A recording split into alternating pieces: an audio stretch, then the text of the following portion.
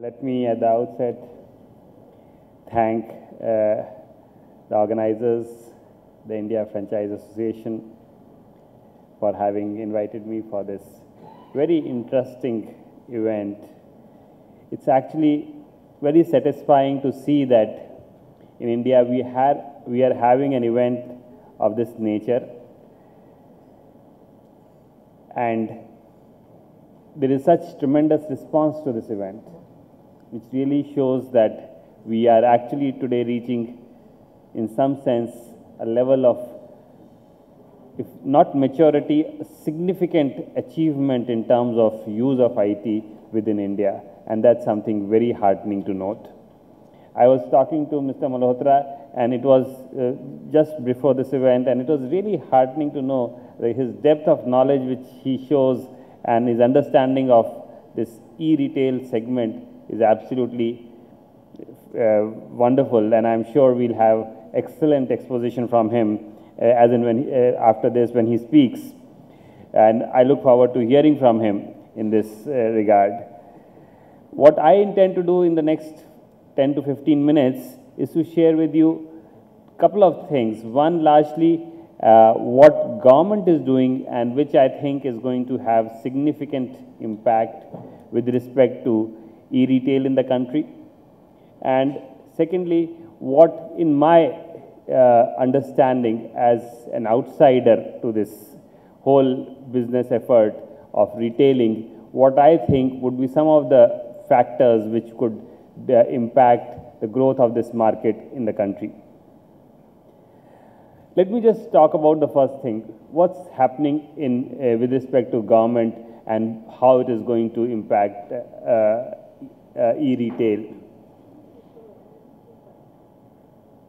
One, we do see that we are, for last several years, we have 7, 8, 9% growth consistently over a decade, because of which we all see per capita incomes have grown up. Tier 2, Tier 3 cities, rural populations have come in the mainstream in terms of significant consumers who cannot be ignored. We have a young demographic profile which gives us new models, adoption of new models like e-retail, better opportunity to succeed.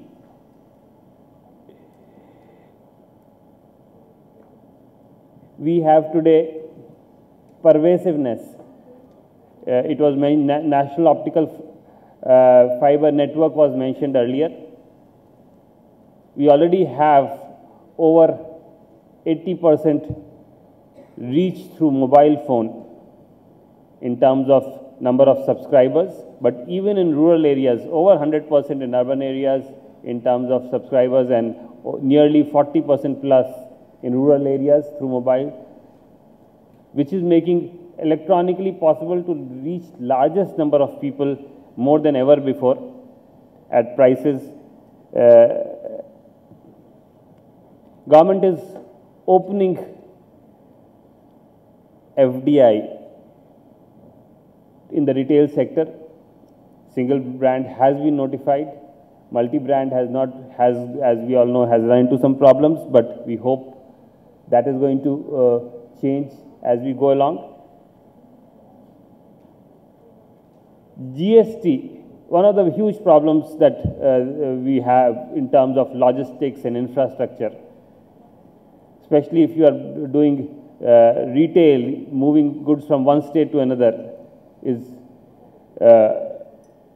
cascading effects of various taxes that you go from various states, districts, municipalities, etc. GST is going to address those issues, and hopefully GST will happen sooner than later. Earnest efforts. It's complex to do a thing like GST in a country like India with all its different units of governance, but earnest attempts to have GST start at the earliest are going on, and we can expect it in the very short future. In the kind of perspective we have for e-retail, I'm sure we must think of the advantages that GST will have to offer. So these are creating a framework which I think gives us very encouraging signs for what is likely to be, why e-retail is likely to grow further. I mean, the figures have already been mentioned, how we see e-retail growing in the country. I'm sure this is going to keep on increasing as we go forward because of some of these larger things that have been attempted. The second thing, is with respect to how government is, the behavior of people in terms of choosing electronic mode of action for buying, let us say. How do you influence that? And I think that is where e-governance has a huge role to play, because government itself is slowly moving a lot of its activities online. Some of these things have already happened. You file your income tax online, you pay, you can apply for your passport online, you can do. So there are certain excise returns you can file online. We are a country which is very diverse. Our cities and our villages are very different. People, their level of awareness, their level of response to a new technology are still very different. And to create those changes, there is efforts going on within the government to see how you can get adoption of such e-services more easily. One of the very important steps in this direction which was done and which has been going on in country, and I'm sure some of you must be familiar with this, is the CSC program. The Citizen Service Center program, the kiosks, electronically enabled kiosks, which 1 lakh such kiosks set up all across the country, typically so we have about 2.5 lakh panchayats, so roughly 1 in 2.5 panchayats, or 6 lakhs villages, so 1 in 6 villages was how it was structured, where, because people did not have connectivity, everyone does not have connectivity, these kiosks become the focal center in the villages, where people can actually e-transact. These kiosks have been set up on a PPP model, where the responsibility of setting up these kiosks were given to private partners selected through a transparent bidding process. And government gave them the support or viability gap to be able to set up these kiosks. These kiosks have now been set up across the country. And this was a challenge at that point of time, because this was done over several years, because connectivity was not there in these rural areas. So wherever connectivity was not there, VSAT connectivity was provided. But the most important point here was these kiosks are not only meant to deliver government services, but they were equally meant to deliver B2C services. This was the first indication of government thinking of how technology could actually be used to deliver business services or retail services or any other form of services beyond government services through the use of technology. I have worked in Kerala for significant years, and Kerala, this program has been extremely successful. Some of you are from Kerala, you may have heard of the Akshaya program, under which the brand of which this is working. And because the government services were slow to happen, Akshaya to begin with became a huge network of delivery of business services. There are certain business services in the e-commerce which we find very easily amenable to electronic delivery. There is things like payments, things like learning, education-related services, courses, etc. But at the same time, this also provided a huge opportunity for retail networks to actually reach at the village level, at the grassroots level, because this kiosk owner not only can act as a technology provider, but also as an extended arm of a retailer to be able to deliver goods and to create the confidence and the trust that is needed for a retailer like this to happen. The 1 lakh kiosks today exist and are several places doing a fair amount of B2C services, and that is one indication of a unique model that was created in India for doing e-retailing. Apart from CS, now of course, at the next level, the National Optical Fiber Network, which is again unprecedented, one of the first of its kind anywhere in the world, for sure in the developing world, where the decision is to reach optical fiber to every panchayat in the country by March 2014. This is a time-bound program, 20,000 crores investment in the network alone, and beyond that there would be some much more investment. But what it would enable is that it would ensure practically limitless connectivity to the last end consumer. So these two things will ensure between the CSCs and the National Optical Fiber Network would ensure that consumer is connected technologically, is connected electronically, and that is something we can take for sure or take for granted when we plan for our future in respect of e-retailing. E-payment and M-payment, again something which are increasingly becoming commonplace. Government has e-payment today is becoming extremely, is getting accepted more and more. M-payment, there still are issues, but increasingly between the government and RBI, those issues are getting resolved, and the ability to do M-payment are getting, more and more legal frameworks are being created so that M-payment becomes more routine. We can expect this trend to continue. E-procurement, another important mode of conveying the government's commitment. Today, government has decided that it is mandatory that all tenders of the government, central government, shall be put on a central portal.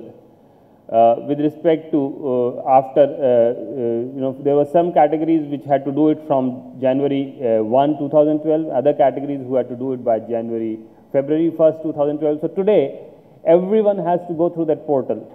So if someone is, let's say, if any government department or government agency is buying something, they have to do it electronically. Payment is still not, it's not a end-to-end portal. But to say this for government that every single tender or any procurement exercise, whether it is open tender or limited tender, has to be put on a particular portal, a huge statement of confidence in saying that we want to do business electronically, something which will change behavior of a large number of people. Akash tablet.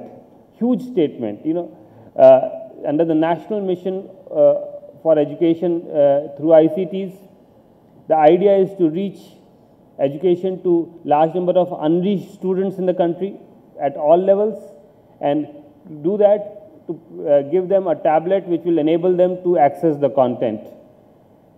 All these students, citizens of tomorrow who are going to study on Akash, rest assured are your potential, not potential, they will be very comfortable doing any e-purchase or e-commerce. They would, and so all your citizens of future who are getting prepared through this new mode of educational are sure candidates for being able to do this. So all this is something which I think we are preparing for a world where in India we will increasingly see this trend to continue to grow. That's point number one. However, there are certain issues, and I think those issues also need to be addressed. Issues of standards, legal issues in terms of legal liabilities and responsibilities, especially in cross-country transactions that take place. We increasingly have cross-country transactions today. Recently, I read Amazon is now setting up a warehousing facility in India and start servicing customers in India and things like that. And these cross-country issues need to be resolved and responsibilities needs to be picked. Logistics, and like Ritu mentioned earlier, huge requirement of a logistics industry to become at par with the world to be able to cater to the requirement of this growth of e-retailing in the country. I think one of the things is, honestly speaking today, when it comes to e-commerce, there are multiple departments within government today dealing with the subject. There is DIT, which deals from the technology aspect of it. There is DIPP, which looks after the industrial part of it. There is finance ministry and RBI which look at the payment part of it. And there is therefore multiplicity of agencies who are looking at it. I think technology is creating new sectors altogether. I mean, you're creating converged devices, so you're creating converged kind of business where technology, business, industry is all coming together. And I think within the government also, let me conclude with this note, I think there is need for a converged mechanism to address e-commerce today, and I think this is a huge potential for the country which we must leverage for the economic growth of the country. So once again, my compliments to the organizers for having organized this. I think this is a huge opportunity as we go forward, and all the best for all the people who are here. Thank you very much.